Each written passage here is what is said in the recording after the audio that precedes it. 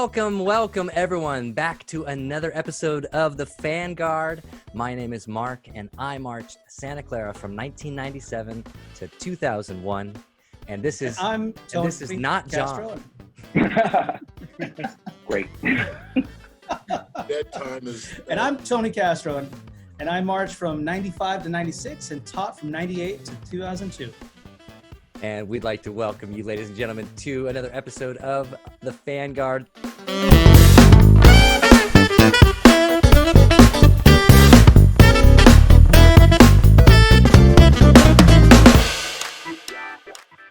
Is an amazing episode. This is an episode we've been talking about, been wanting to do from the very, very beginning, and we knew that we had to have the right people. And today, I think you will agree, ladies and gentlemen, that we have the right people, and I'm so excited to go around the room and introduce our all-star panel. And I don't even know where to start, so I'm just going to start down in my bottom corner, which is Mr. Kurt Lohmiller. Welcome, sir. Thank you. Welcome back. Welcome back. Hi, my name's Kurt Lohmiller. I played mellophone for the Santa Clara Vanguard from 1988 through 1991. Hey, what year are we talking about? 1989? That's correct. Oh, that's the year we won. Yeah. Right Excellent there, setup. Excellent setup. All right. Excellent. Pretty good. Oh, thank you so much. Welcome, Kurt. And let's go next to Mr. Rafael Rodriguez. Welcome, sir. Thank you so much for being here. Yeah, thanks for having me. My name is Rafael Rodriguez. I marched B Corps in 1985, and then A Corps 88, 89, and 90. And then I taught marching with Kurt in 92. Happy to be here. Pleasure to have you, sir. Thank you so much. Let's go to the drum major, Mr. Gary Butera. Welcome back, sir. Thank you so much. Hi. Thank you for the invitation. My name is Gary Butera. I marched from 86 to 89, 86 and 87 euphonium, and 88 and 89 as a drum major. It's a pleasure to have you back. Second appearance, as well as Kurt. They were both on for our 1988 show. If you haven't seen that one, ladies and gentlemen, check that one out. To the color guard captain from 1989, ladies and gentlemen, Miss Juliet Ferriera. Hi, everybody. My name was then Juliet Tandoff, now Juliet Tandoff Ferriera. I marched 1986 to 1989 with Gary. We had the same experience through. Yes, Rafael. And then after I aged out, I taught the Cadet Corps for 2 years. And then I took off, went to college. And then I came back again to the Santa Clara Vanguard Cadet Corps. And I taught them from 2012 to 2015. And and we had 2 championships with the Cadet Corps during those years. Yeah. And I'm very happy to be here. Thank you for inviting Awesome. me. Thank you so much for being here. It is Yes. our pleasure, truly. Ladies and gentlemen, you might recognize our next guest. He is my former corps director, and he was a marching member in the soprano section in 1989. Ladies and gentlemen, Mr. Rick Valenzuela. Thank you, Rick, for being here. Hey, All thanks right. for having me. I'm really excited. Yes, Rick Valenzuela is my name. I marched the soprano from 83, 84, 86, 87, and then 1989, I aged out. After aging out, I was on the marching staff from 90 to 93, and then came back in 96 to 99, and then had the honor to be the corps director from 2000 to 2005. Wow. Thank you, Rick. Thank you, Rick. And I always like the way he sets soprano. I love that jersey. I just love that jersey so much. It's a good It's a Oh, great jersey.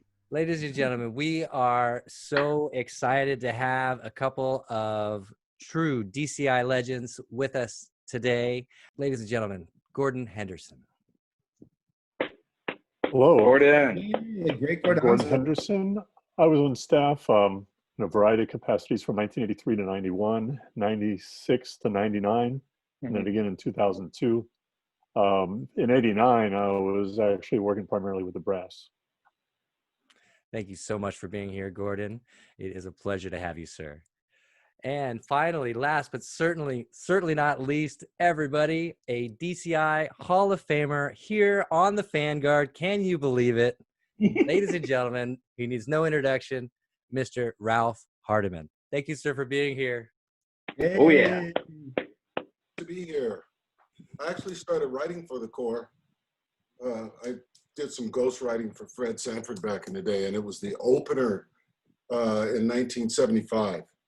And officially, I started with the Corps in 1976. What do they call them? The caption heads, I guess. Is that what they still call? But yeah, 76. Fred Sanford came back in 77, and we worked together from 77 through 80. And Fred retired after that, and I continued on 81 through 90. So I spent some years and then did consulting about maybe 3 or 4, 5 years after that, on and off with past students that were teaching the drumline. So yeah, a few years here and there.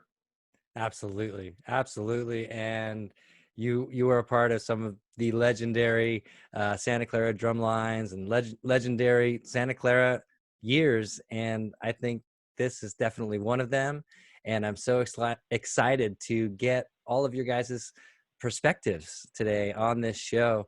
And so let's dive into it. We are doing 1989 World Championship Show, Santa Clara Vanguard. Gives me, I'm getting chills just thinking about it. The question was in 88, what are we going to do? Well, then we heard pretty quickly that we're doing Phantom again. And so then it's like, how are we going to do this different? You know, we can't just do exactly the same show. Even though up until that time, it wasn't uncommon for corps to repeat shows, especially in the 70s and early 80s. By 89, 88, 89, it was kind of uncommon. But the biggest problem we had with the 88 show was the opener. It just, we never really could make it work. it just didn't work. It was pretty much a literal transcription of the overture. And so that was the big thing we had to do for 89. The rest of the show was intact. Masquerade, we made some cuts.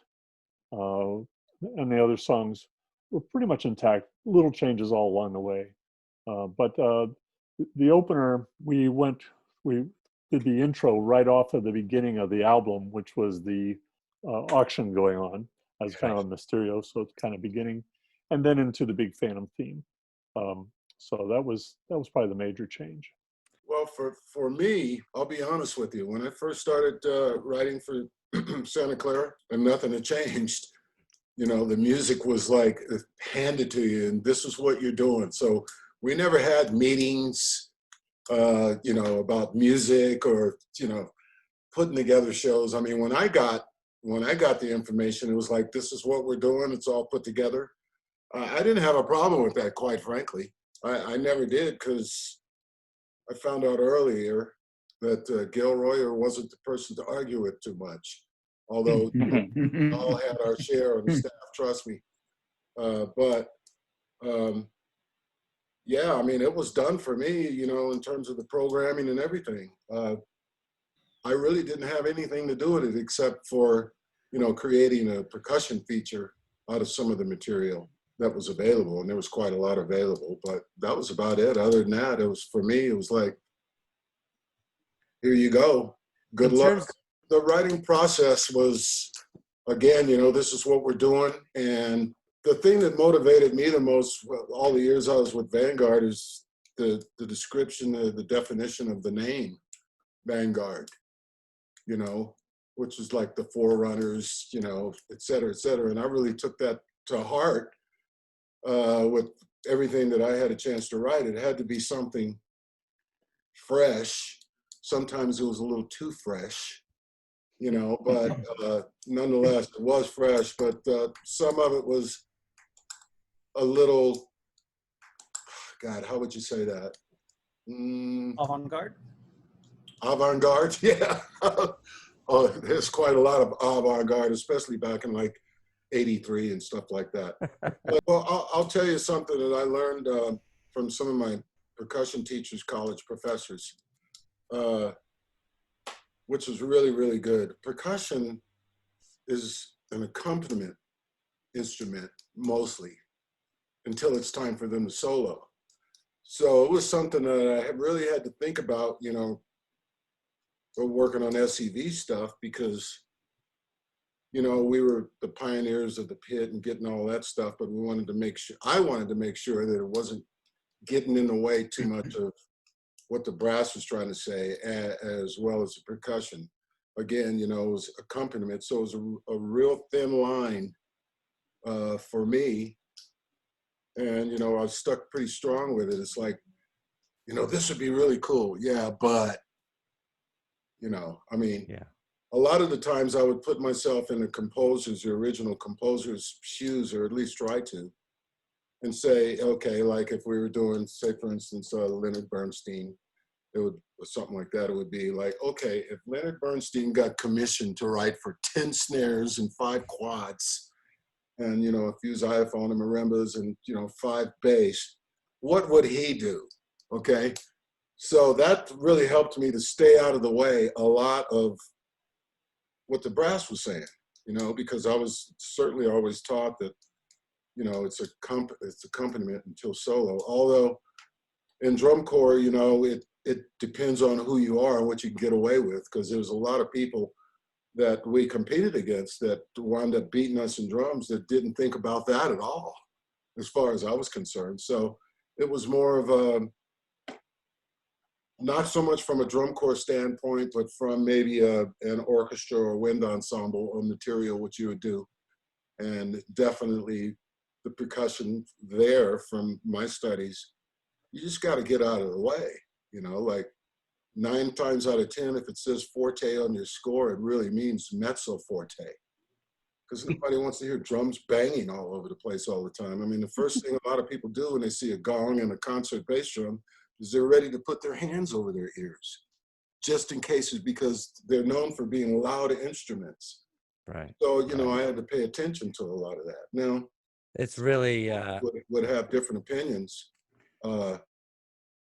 They still thought some of my stuff got in the way of the winds, and some of it did, as far as I was concerned, you know, but I had to draw a line between what the percussion people want and what was artistic, what people defined as being artistic in the marching percussion world, as it's well always, as trying to stay out of the way. So it was kind of tough, but having reviewed 87 and 88 now, I see this really foaming at the mouth, hungry group of performers that is just so full of precision.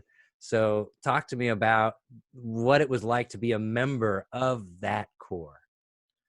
yeah, I'd be interested to hear that. Yeah, 88 was my first year, and we didn't have a lot of 87 people. And so there was a different kind of pressure with that. We were young and just kind of feeling our way. A lot of us had marched together in previous marching organizations. And we had huge shoes to fill from 87. And that was no secret. That was told to us every rehearsal. And we had to get good really quick. Unfortunately, we didn't get good really quick. It took us all season. But eventually it did. And I think this show versus the previous year, 87, and when we first played it in 88, was such a different energy. 88 was kind of a soft intro and very theatrical, and 87 was so intense from start to finish. It was very hard to compare the two shows, and it was very different in that way. So it took a long time to kind of get that energy and, you know, start soft and finish a show softly and get that emotion. Plus the show was, Phantom was kind of new itself, and hardly any of us had ever seen it. So we didn't really get that feeling and emotion. It was kind of handed to us from Gail as much as he could. Sometimes he'd come on the field and describe it. Myron would do the same, but we didn't really have that tangible effect. And between 88 and 89, a lot of us went and saw the play and were blown away, obviously. And that really fed the energy for the next year. And the intensity came from that. I remember even a bunch of us went down to LA to see Michael Crawford's final week performance. And it was incredibly, intense, for lack I of can imagine. better words. Yeah. And that really is kind of what fed our mindset for the next year. And thankfully, the show is written with a little more intensity and energy, especially off the starting line. So that made a big improvement from one year to the next. I just wanted to add to what Ralph was saying about, well, first, Mark, to touch on what you're talking about. I marched 86 and 87. And I remember in 86 just being a rookie, I'm just in awe the entire time. And then by the time in 87, I had more open view of what was going on. And I definitely saw the strength in our corps in 87, just blown away on how good they were. And the Guard was just so good. I was so impressed to be in that corps. And yeah, by the time we hit 88 and 89, Gary and I were probably foaming in the mouth. I remember in 88, we were a young corps. And it was a big flip-flop for all of us. And we had to bring everybody along and just be really positive and keep bringing the young corps up, because they kept calling us the young corps. And of course, me and Gary and the rest of us, the year vets, were like, okay, we got to do this. We got to keep 87 strength going. And, we just kept making it work. And yeah, Rafael was saying that the show really changed from 88 to 89, not only with the Guard going from girl to boy, to all girls, the instructors changed, and that changed the look of the color guard from going from Santa Clara Vanguard's puffy sleeves, very feminine, long flowy dresses, very graceful and ballet. And then in 89, we switched over to Wes Cartwright coming in from Oklahoma and no boys. The boys were gone, so that romantic element was gone. So it's just like girls, all girls again, but we were stronger now.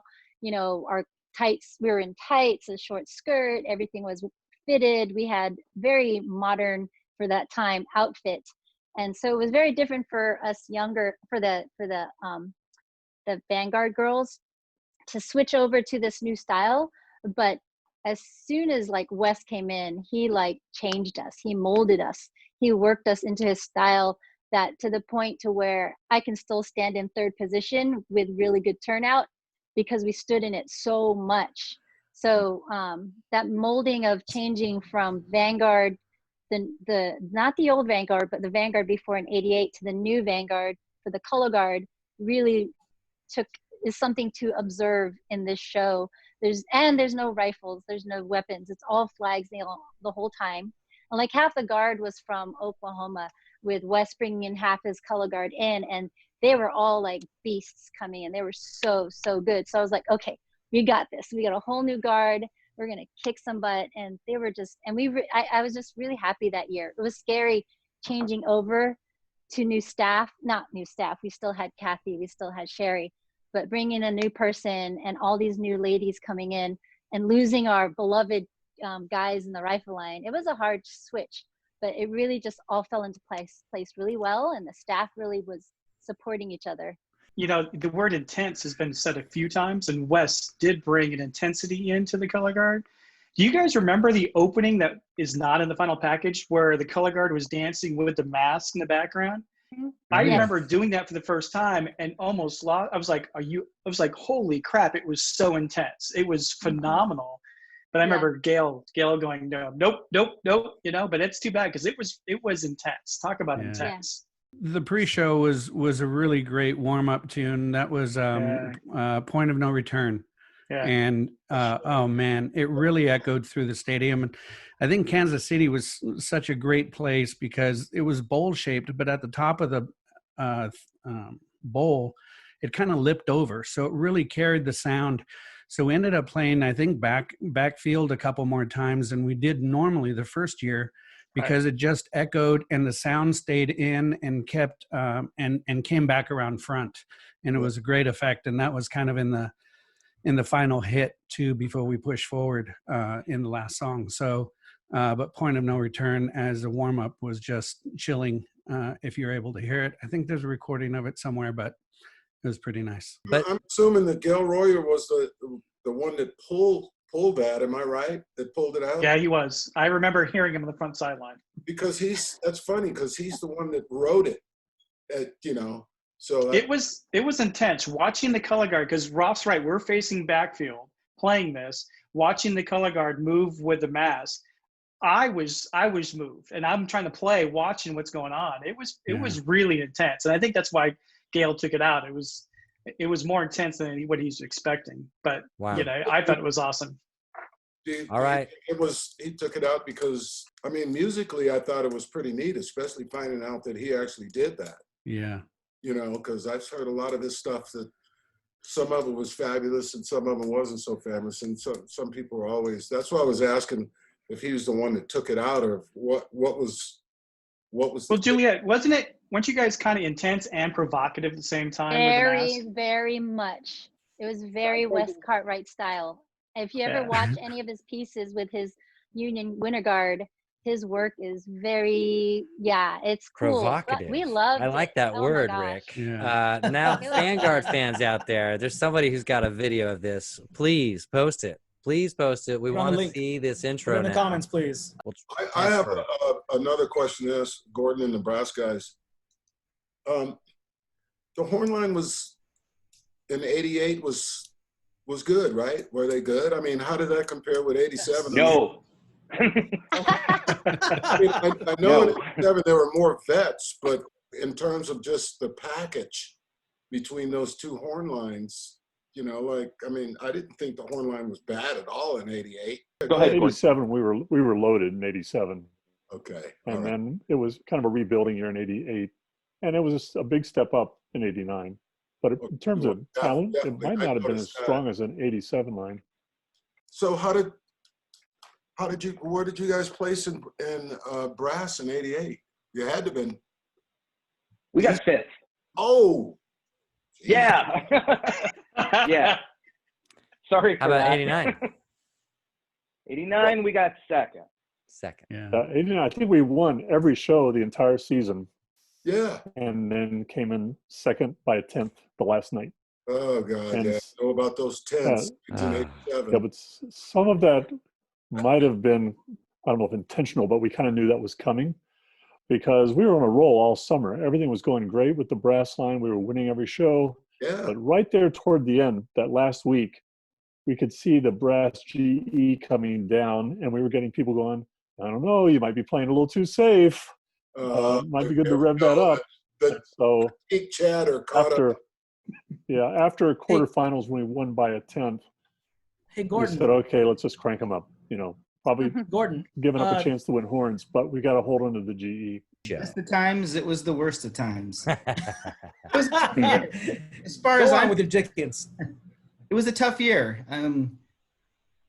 Gale didn't bring pressure on us, but I felt the pressure from him, my role. I'm sure the staff felt the same way.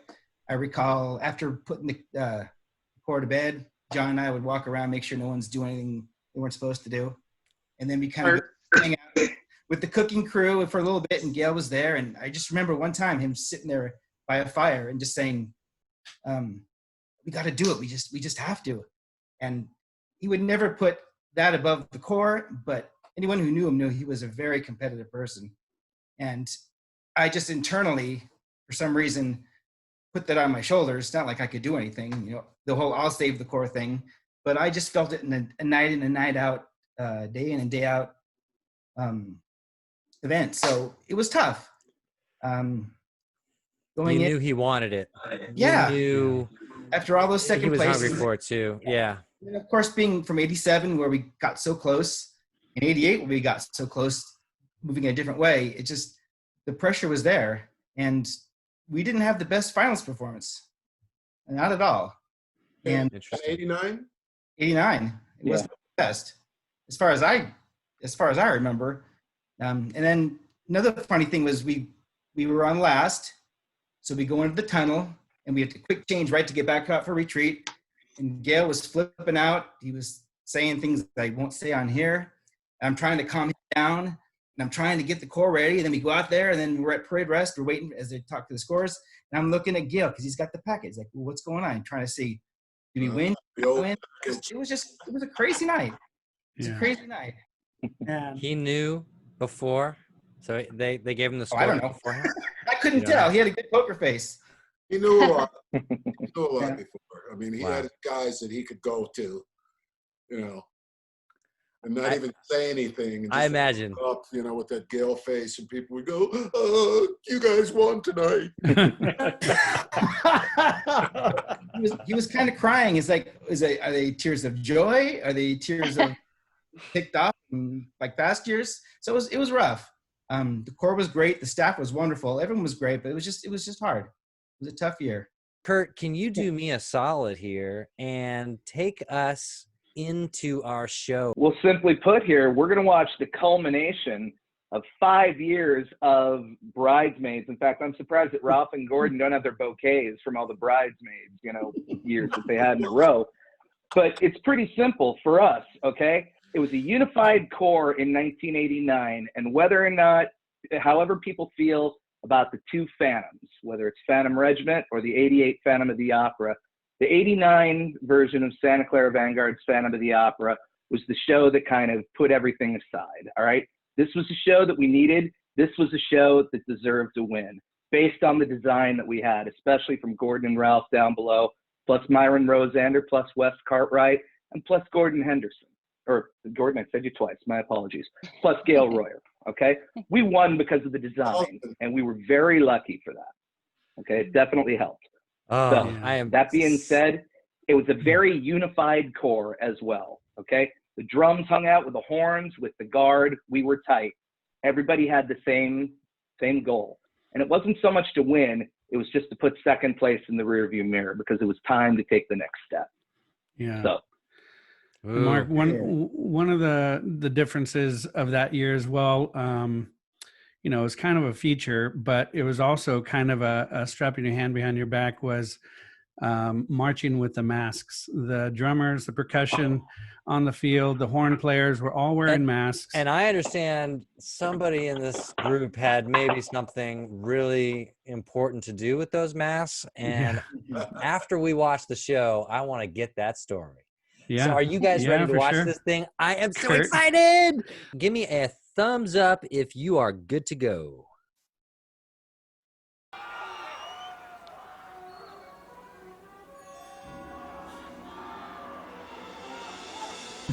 The bottom left triangle was so clean all year. Was it your triangle? Yeah. So cool.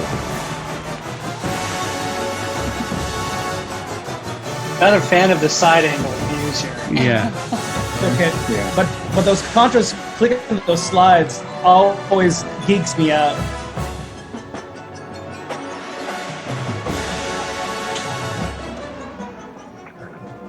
How many snares? That's a lot of snares, Ralph. Nice intervals, snares.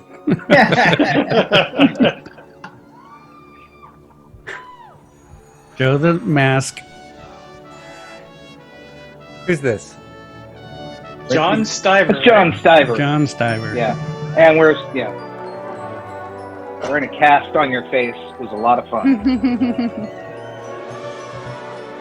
Could have been worse. It could have been worse. There's step size, huh, for those snares. This was full out. This is when Gordon said, play it. I like Now listen to the retardando here. Oh my God. Nice. Yeah. Solid. We haven't really had to take a breath yet. I mean, it's they go full force the entire time. Yeah. Uh, Woo. Kind of nice middle horns in one key, baritones coming in different. Nice job, Gordon.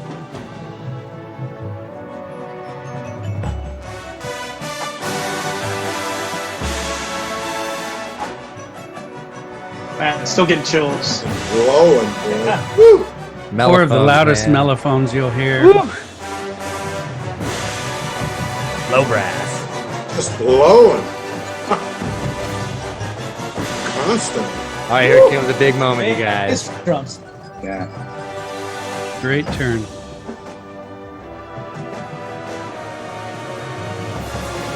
I love it.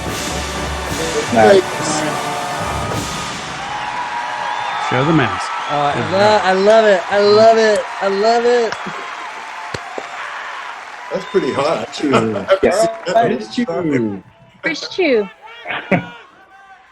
Let's Focus go, on the guy Jed wearing Weeks. glasses with the mask.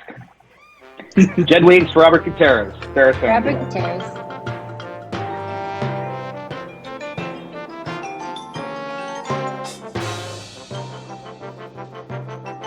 Robert and I also went to high school together Is that right? at Independence. Awesome. Yeah. Yeah. Bass drums. Oh, man. Yeah, bass drums. Who's stepping? You know, the goose step from the bass drums is awesome, but I love the look of the tenors. That second half. Oh, yeah. The tilt, Tony. Yeah, I love that too. Yeah. Yes. Yeah. Plus, Lil if you Mouse. ever got to watch the cymbal line Gary. do all their Hey, stuff. Gary. I was with you, Rick. I love the masks Yeah. in the pit here. Did they do that in '88? Yeah. I don't think so. No. Yeah. I don't Eric? think so. The Wonder Boy. I hated that camera angle. Robert looked a foot taller than me, where from the other side it was close to even. He was a foot taller Bad than you. angle. That's me with Ken in '88. I didn't pay That's off so the camera great, guy though. enough. Should have got a box. Is that Robert? Stand on, Okay. Kurt. Should have got a box. Oh, man, he could play. Great rotation here. I Juliet, personally you guys believe never this is stop what moving won either. DCI for us right here. This Yeah. portion of Masquerade. So many pinwheels. Flying. Oh, this is so cool. So Yeah, aggressive. and we were 200 had a vibe. 200 BPM. Now, for other chords that may wonder why we didn't win, we're running. Yeah. The crowd's loving it. They're giving it up Oh, yeah. for the tempo Yeah. right here. Who's flying? Everybody's running. The guard's flying too. Man, talking about Move. move. Peace. For John Mang in the back at Brink. There we go. That space right there in the mainline, is that one of the guys? Yeah. Was Yeah. one of the guys. Yeah. Jeez, those guys. Oh, mellophone. Those guys. Woo! Mellophones were so loud. Those, baby. That was only four, too, right? Four guys? Blowing. Only four. Those toes too. Sounded like Man. a dozen. Those flags were so heavy. They were really heavy. And then it's like Oh. middle of the show. You had to push to get those things around. Look at that. Yeah. It's real intense. Do you see her jump off the step? Yeah. Yeah. Man, we sounded good. Yeah. I just haven't seen this in a while. I mean, this. Yeah.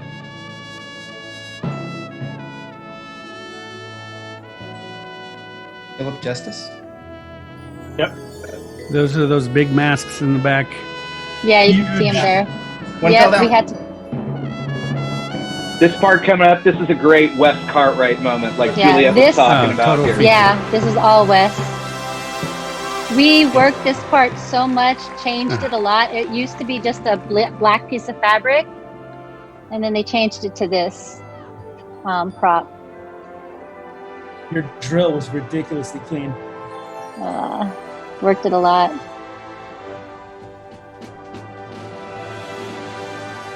Speaking of the drill band clean, that was when we had 3 marching instructors. Wasn't it just Myron, Yeah. Dan, and Lauren? That was And Lauren. Yeah. Yeah. Same. it. Beautiful. There's Loretta back there. She married Dave, the contra player. Mm-hmm. And Mary. Mary Mary who? Farrell. Mary Farrell. And that was Michelle Perez earlier. We missed. I didn't say Yeah. that was Michelle. And this version of Trackdown, I believe, is far superior to the '88 version. Yeah, this was Different fun. key changes in here where we're going. 7/8 drum. Little missing spot. That was nice. Some good camera angles here. Yeah, that's a pretty good articulation.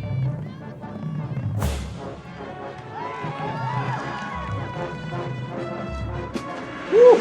Ensemble. Wow, tubas and euphoniums. This is a great pass through. This is the guard I going. remember this. Guard going 4 to 8. Yeah.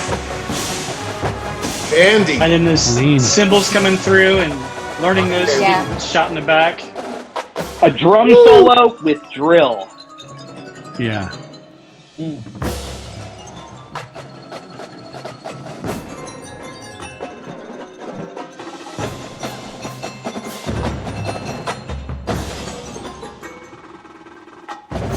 Woo.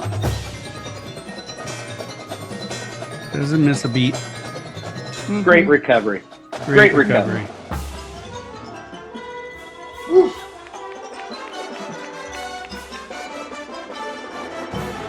Nice marching. Big steps. Go. Yeah, they're flying. Team.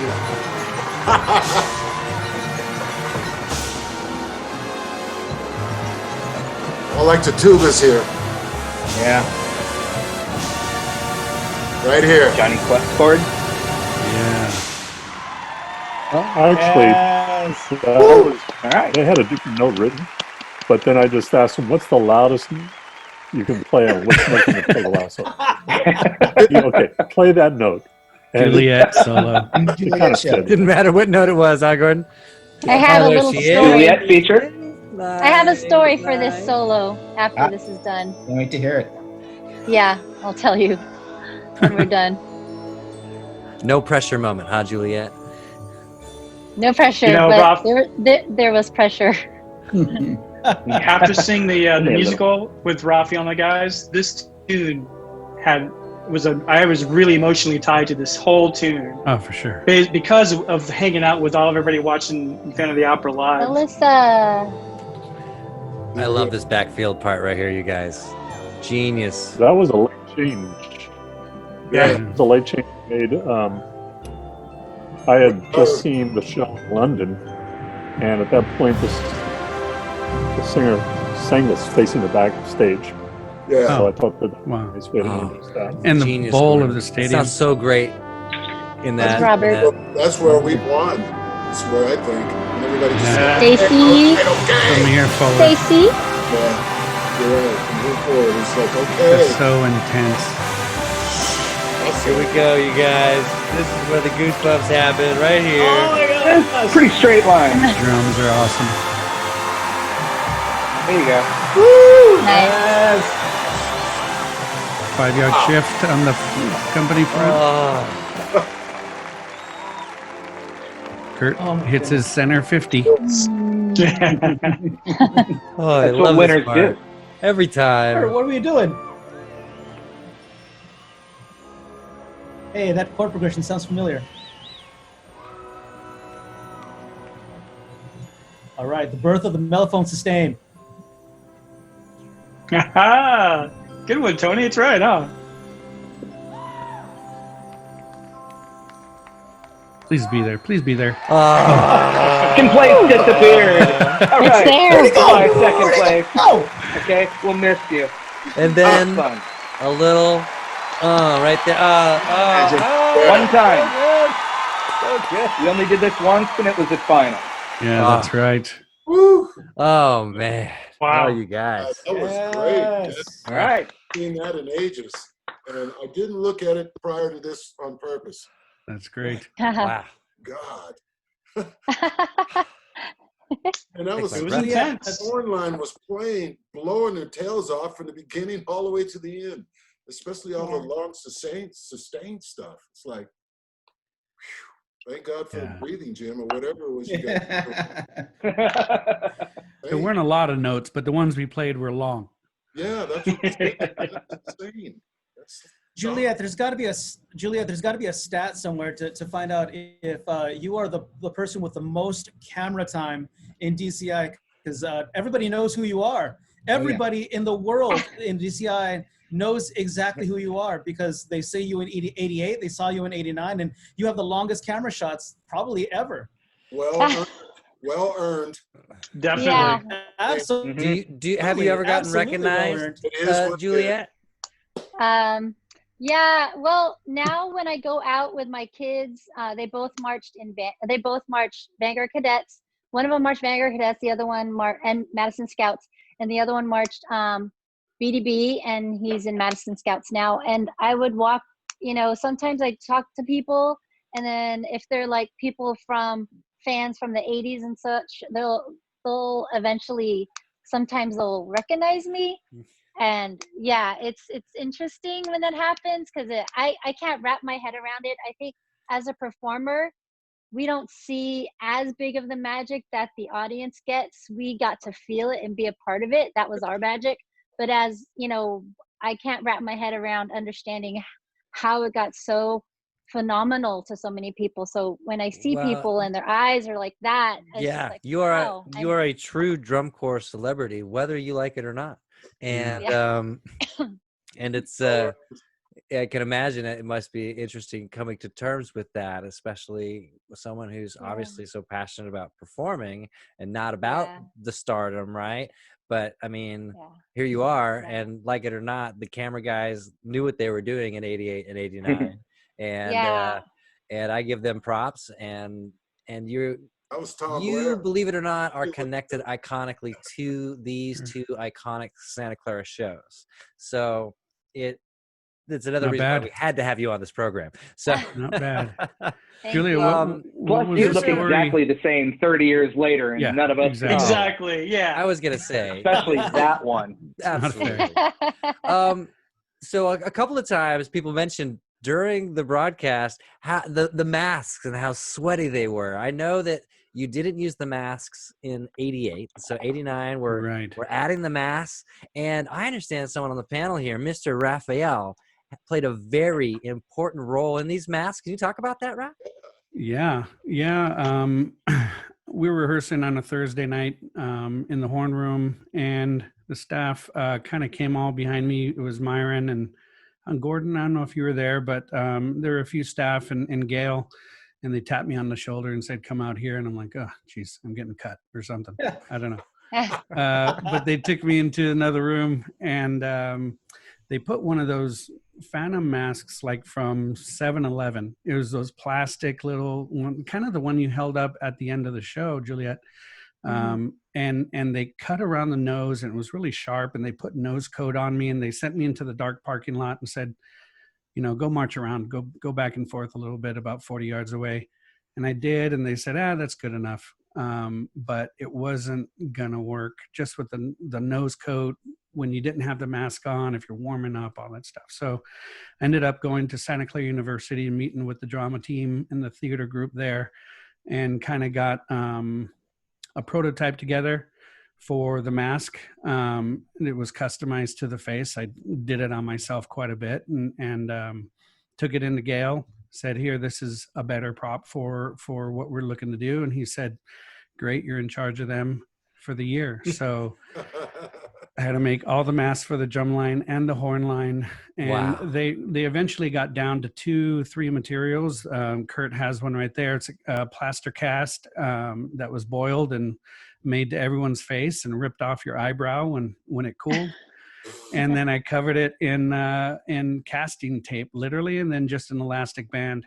So, I made sure to get the eye big enough looking forward. What people didn't tell me until the summer was that they couldn't see to the right because it was deeper. I should have made the eye a little bit bigger, but it worked out all right. But that was a fun summer. I spent a lot of time maybe by that the was kitchen the truck. reason why you guys were marching so perfectly was people were using that, like the laser, like they had that extra point of reference on. A lot of people finished with plaster in their eyes too, red eyes and stuff like that. So it took their toll, but we made a lot of them. When we had to go make them, they're like, "All right, it's your turn to go make them." And you go out to the food truck, and there's Ralph to the side of the food truck with a pot of boiling water.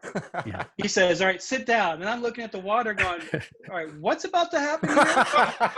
And he pulls out the plaster, whatever it was called, out of the boiling water. I didn't want to touch puts it. It was on too your face. hot. Yeah. then I push it in. I drew a little Sharpie. I drew it in, and then once it cooled off, I took the mask off and some eyebrow whiskers, and we went from there. So the horn line and the drum line got them if they broke or whatever. Then I would repair them at regionals. The soloists got all new masks, and then Kurt and Robert got new masks for finals, of course. Very Vanguard thing to do. Yeah, and cool. I don't think a lot of people know the detail in terms of those are custom made for each performer on the field. Yeah, that is a detail that I think goes right over our heads when we watch this show, because we just assume that you had bought, somebody bought so many masks and that's how it worked. But that is an amazing story, Rev. Yeah. Right. Yeah. Juliet, tell us your story about that solo. Oh yeah. Oh, the solo. So that solo, I have, my red cape that I used in 1988 that it came out in my solo. I don't know if you remember. Yeah. So I had it all meticulously folded at finals behind the prop. And when I got there, my cape was kicked and turned over. And I spent you can see how much time I have to get back on the field. And it was kicked. I couldn't find it. And I'm saying things that I can't say on right now. I can't say it. And I was in uniform, so I was thinking it. But I was like, all I could think was, Wes and Sherry are going to be so pissed. Oh my God. And if you look at the video, I run right on the downbeat. I start dancing. You can see me running on, and I arrive right on the downbeat. And then the camera's spanning because he's panning, looking for me, because I don't start where I'm supposed to start. So if you see that panning, it's because it's looking for me. And I start at the wrong dot, and I just get out, and I'm dancing there, performing, doing my thing, but I'm really angry inside. Wow. And so scared. I think it looked great. I think it looked better without the cape. stories. That cape was, I think it looked great that way. So it Yeah, was originally supposed to have something else, a little happy accident, because Happy accident. nobody knows, nobody remembers, right? That's Yeah, what and- everyone remembers, that final show. That's the imprint And- for forever. And Sherry and Wes didn't say anything about it. They didn't even care. So I worried for nothing. But yeah, I just kind of faked it through. Do you guys remember Stockton's show? Gail ripping her heads up after the show. We started the show twice. Three You guys times. remember this show? 3 times. Wow. 3 times. We started the show 3 times. Didn't the lights go out? Well, I don't know. No, that was a Conquer the next night. So Oh, good. yeah, it was a terrible show. And then I remember at the end of the show when we had the parachute was upside down, so the mask was on the underneath, and Jim Casella, who plays bass drum, didn't make it underneath. So now Jim is huddling behind it with his bass drum and clear in plain daylight. And we come off and Gail just rips us. Oh my gosh. Kurt, that we're show- not hearing Can't you. hear you. Kurt, you're muted. Roth, wouldn't it be great we had mute for Kurt when he was marching?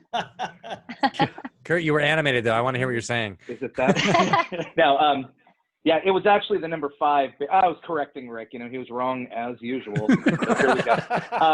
Yeah, it was Matt, the number 5 bass drummer, who's marching around with like a 142-inch bass drum, trying to be invisible, hiding next to a Phantom mask. And just a little history, because obviously Flow Marching or the DCI Fan Network wasn't around at that time. We only lost 1 show all season, and the show we should have lost was this night that Rick's talking about, the Stockton show. I mean, it was like watching a cartoon, basically. Okay, there's, you're scratching your neck, going, God, when is this pain gonna end? All the soloists sounded horrible. I don't know. Gary probably did something stupid too. No offense, Gary. I'm just saying, you're one of us. The club members. Just for fun. Let's say Gary, I don't know, put his left shoe on the right or something. But it was a disaster I think it was John night. Mang, though. John Mang started. Well, let's blame John. He's not here. Yeah. Yeah, Uh, it's So John. who's going to talk Yeah. about the holes in the sets? It was a very interesting thing. For years, this stood the time as the highest scoring DCI show of all time for over a decade. 13 years, I think.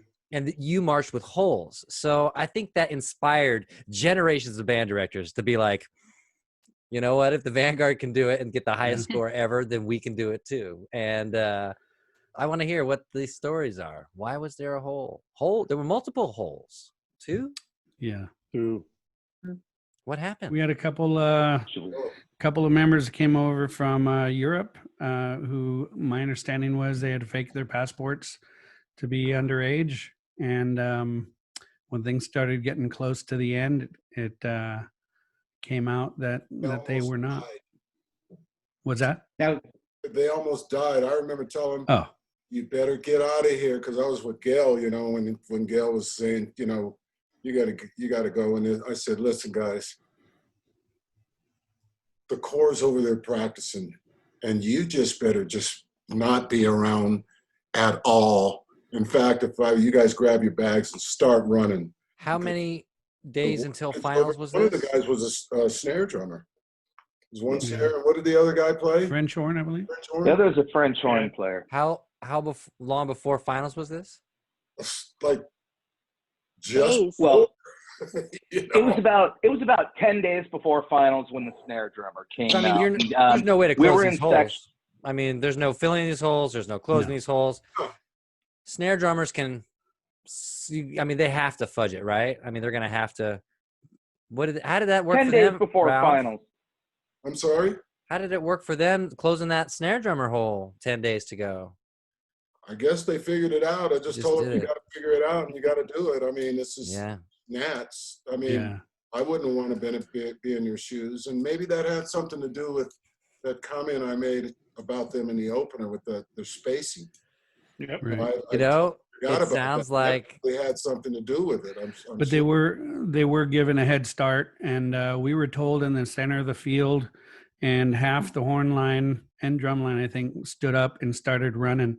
And we Yeah. were in the middle of nowhere. You know, Vanguard stays far away from everything, and there was not very many places to run. But they had head start, and they had to get out quick. Well, that's what There I was no told Uber them. back You then. better get out of here, man, because, you know, we don't have any control. I'm sure everybody's going to regret what they're going to do to you after the fact. But right now, you better get out of here. And you're right. Everybody started running. It's wow. like, oh my God, look at this. It's just like, Juliet. you guys don't get it. I just remember this story with these guys, and I remember very distinctly Gail telling us. I remember my heart just dropped Yeah. because it's like remembering it makes hurts. And there was a lot of question Because- if we were Yeah. going to get, you know, DQ'd and things like that. But, you know, Mhm. they falsified legal documents, and there's no way of knowing. Well, there's know, a lot of cores that wanted us DQ'd. Yeah, for sure. Yeah. All of them. Yeah, people from Ricky They were V's like school talking smack. talking about it still. Remember that year there was a guy who followed the corps around, a fan, dressed Oh, yeah. in the Phantom outfit. Okay. Yes. You remember Really? seeing that guy? He was at almost every Yes. show the whole season. Uh, Quarterfinals, I'm at the very top of the upper deck, and he's standing about 5 feet to my side. And at the end of the opener, he stands up, puts up both hands, and screams, 97! I went, 97? No, that's what the score you're going to get. And I'm going, no way. So anyway, that night, Phantom got a 96.9 and we got a 96.8. And we're going, oh boy. So we go back to the school. We get off the bus and find out that 5 corps had had penalties for pit equipment being on the ground. And one of the corps directors went and complained about it to Dr. Baggs, who was the chief judge. And so he said, okay, wipe out all the penalties. So that meant we went from 96.8 to 97. Wow. mackerel. That's a great story. So we get back to the school, and now we're in first place by a 10th. And reading the newspaper, I knew that there was going to be a lunar eclipse that night. And so I got the whole horn line out there after snack and said, look up. And it was a lunar eclipse. The moon is completely red. And I'm saying, Wow. that's the omen. That's Oh. what's going to That happen. was So that's the awesome. sign we Oh all my need. God. Wow. Don't cut And then- that These are either. stories, man. Yeah. And the next night was I think we won semis by over 1.5 points. Yeah, And that then was it a great close show. the last night. It was very close the last night. Kurt and I were for looking tenths. at the recaps, and semifinals, Santa Clara destroys all. Yeah. Yeah, that was what was our- the that gap was on our that night. semifinals night, It was a Kurt? body slam. Semifinals was 1.3, and for as great as Phantom Regiment's horn line was, Yeah. We beat these guys by 4/10 at finals. And, you know, there's news groups going around about who do you like more and everything. And there's Phantom Regiment people that have said we didn't have the best semifinals performance. Just like at Vanguard, we could say, well, finals wasn't our best show of the year. It was definitely semifinals. But hey, I mean, 1.3 the night before finals, that is a body slam. Yeah. And we won every caption. Yeah. And you feel really good going to bed that night. Yeah. Well, plus Phantom was a really, really good core that year. Yeah. They were scary. They were loud and they were clean and they were tight and they did not have the product that we had. I worried about him though, boy. I was like, I didn't have a good seat for finals. I was like on the 10-yard line up in the upper level. Bummer. So I watched the last two from there, and Phantom just scared me to death. Like, these guys are just rocking. And you could really feel like the crowd was going, yeah, it's Phantom. And then we come on, and it seemed like a little bit tentative. But then when we hit that company front at the end of the show, it's like the crowd gave it up. And I went, okay, we're good. It just had to happen. Yeah. That's all I know.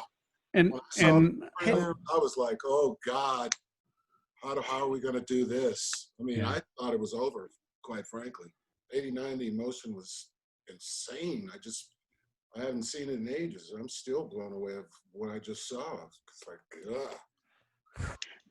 palpable. It's palpable. Yeah. Now, I can kind of, what I talked about before about the pressures with Gail, this is my 89 story that I'll never forget. We win. We go to the parking lot. We have a party, right? I'm kind of John and I are carrying the trophy around. People are grabbing it, taking pictures, the usual. And at some point, a couple hours later, whatever, Gail taps us in the shoulder and says, okay, it's time to put this thing to bed. So we go into the Batmobile, and we're kind of standing there, and Gail puts his arms around us, and he starts crying. He's like, we did it. We did it. And we just kind of stood there all kind of bawling for 3 or 4 minutes. That's 89 story that I'll never forget. Yeah. Wow. And do you guys have any other great Gale memories? I never met the man. I try to live vicariously through those who did. I remember Gordon's got some pictures of memory I had with Gail. All right, let's go. Let's go, Gordon and then Juliet. Well, I'll send you the 87 finals photos with Gail and Ralph. Those are memorable. Okay. Will I be able to put those online? Yeah. Yeah. You can put those online, but Gordon knows about the whole vibe that went along with that. Holy Yeah. I don't even want to 87 trying to get the core on the field. That was the hard one. We lost by a 10th, remember? yeah. Can't forget that. And we lost Bro. by a 10th was in drums. Mhm. Okay. Oh. So it was like, oh my God, Jesus, this, that, and everybody screaming. Wow. Oh, yeah. Gordon and Tim cut my eye over there, and those guys were like, Yeah. Meanwhile, Gordon's like, I didn't have no idea. He gives me all of these pictures, like later on, a year later or something. I'm looking at him going, what the hell is this? Oh my God, I remember this moment now. That's It was like Gail and I I'd love to see those. barking. Yeah, he's got them. I'll send them as soon as I can. I'm looking, but I can't find them. right now. Barking. Wow. I gotta find him, man. But that was just awful. You know, I mean, it's like we almost got 2 points of penalty. The drum line, we almost got another penalty for not starting with the core. I mean, it was nuts. There were a lot of age outs at the little celebration afterwards that night, and you know, all those age outs that it came from years prior and took second place. They were really, really appreciative and emotional about the fact that we won and could kind of cap the decade off with a win, you know, and kind of end that bookmark with that, and kind of at least put us up there for a while. So it meant a lot to the core. You mentioned how Tony mentioned, you know, what we did for a lot of people, but we did that for the core as well, and it meant a lot to us as well. We knew we had a lot riding on that show, on that year. Yeah. I mean, that was It's an interesting point you bring Yeah, it's an interesting point, Ralph, what you just said there, because there wasn't a single alumni that came up that was bitter, resentful that they marched 4 years of second place years. Everybody was excited. Everybody was happy. And that's, I mean, it's pretty selfless when you think about that. I mean, nobody's upset that they didn't win. They were happy that they were part of it. And it was just as much their victory as it was ours. It really, I mean, anybody that marched in the 80s was a part of what was accomplished in 89 for us. Yeah, I want to add on to that too. Of course, I was dating and I've married David Ferriera. And he came and watched us in 1988 and 89. And I remember when he came in 89, he brought a whole bunch of his friends who also marched in 87's horn line. And he told me that they just all got up and screamed. They were crying. They were so proud.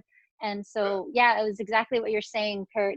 There was no like feeling like bitter or anything. They just felt really proud of the Corps and they were crying and I'm getting emotional. But adding on to Rafael said, yeah, I feel like we built up that show from the Corps before us, from the Guard members before me. They were my inspiration to be who I was on that field. On that night when we won, I was standing there trying to represent the full Corps, like the history of the Corps, the Guards before me, the Guard captains before me.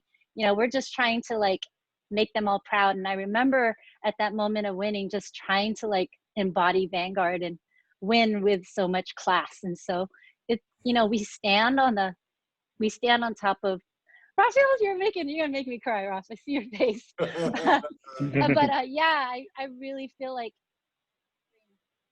thinking about the alumni in the stands at that moment when we won. Yeah. Serious, man. I mean, Well, golly, it was so. you guys, I can't think of a better way to wrap up this episode of the Fan-gard. And I want to again thank all of our guests, Rafael, Kurt, Gary, Juliet, Rick, Gordon, Ralph. Thank you guys so much. Tony, it is truly Tony and I's pleasure. And we're tickled to have the caliber of guests that we have tonight. I want to thank everybody for tuning into the Fan-gard today. If you are enjoying this content, go ahead and hit that like and subscribe button for us. And we are going to definitely try to keep bringing you the inside stories about the shows that you love from the people who live them. So thanks again, everybody. And we'll see you next time. Have a great one. Bye-bye. All right. We miss you, Steiny. Yeah. Peace. Yeah. Be safe.